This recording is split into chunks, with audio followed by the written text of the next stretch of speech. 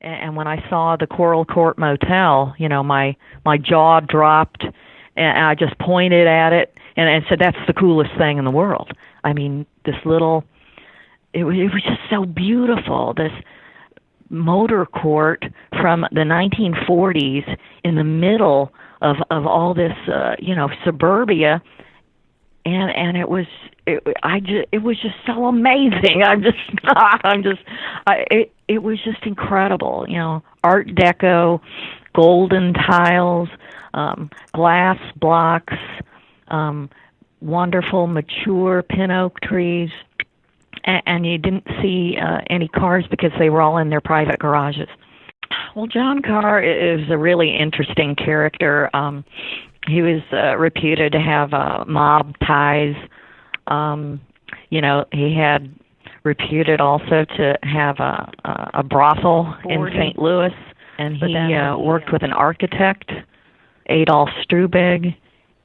And Adolf Strubig and John Carr would sit across the street from the property and figure out exactly how the units would look and how the shadows would fall. And Strubig just knew that John Carr wanted something so unique, who cared about it. He was so meticulous about the grounds.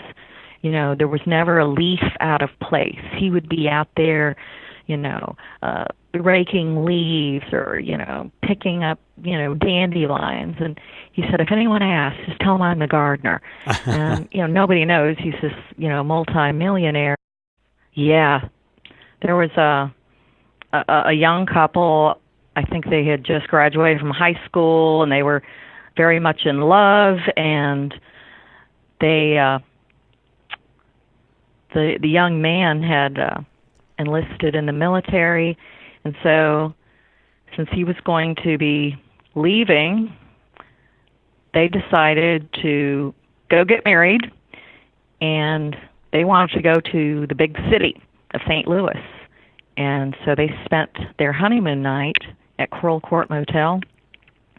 And this is shortly after the Coral Court opened. So this is about, 1945. So it was very beautiful and pristine, and it was the latest and the greatest, the queen of St. Louis motels. So they, spent the night, listening to the passing cars, and embraced in each other's arms, and had a wonderful night.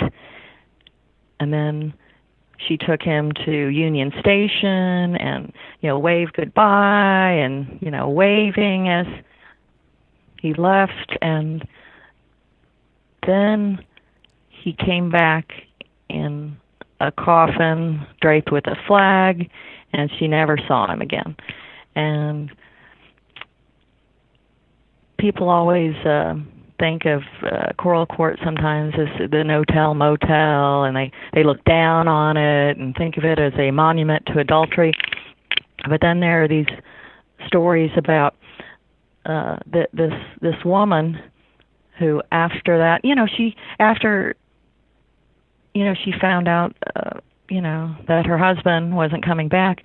She got on with her life and, had kids and grandkids, and she had a good life. But when she found herself driving past Coral Court on occasion, she would cross herself just like she was in church, right, because it was a special place to her. It was a holy place.